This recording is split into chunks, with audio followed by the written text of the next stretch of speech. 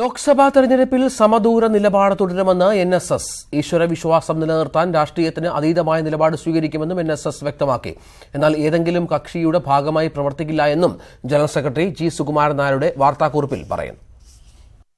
തെരഞ്ഞെടുപ്പിൽ സമദൂര സിദ്ധാന്തം തന്നെയെന്ന് വിശേഷിപ്പിച്ചാണ് NSS നിലപാട് വ്യക്തമാക്കുന്നത്.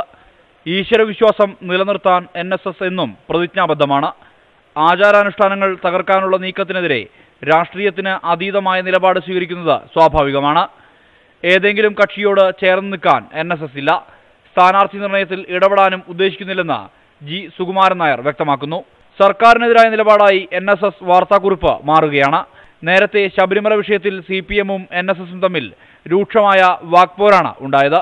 അനുനയ നീക്കമെന്ന നിലയിൽ NSS-ഉമായി ചർച്ച നടത്തുമെന്ന് CPM സംസ്ഥാന സെക്രട്ടറി കോടിയേരി ബാലകൃഷ്ണൻ വ്യക്തമാക്കിയിരുന്നു. എന്നാൽ ഇത് തള്ളുകയാണ് NSS ചെയ്തത്. ഇടതുപക്ഷത്തിനെതിരായ നിലപാട് NSS ആവർത്തിക്കുമ്പോൾ ഇത് ആർക്കാണ് ഗുണം ചെയ്യുക എന്നത് കണ്ടറിയണം. ന്യൂസ് 18 കോട്ടയം.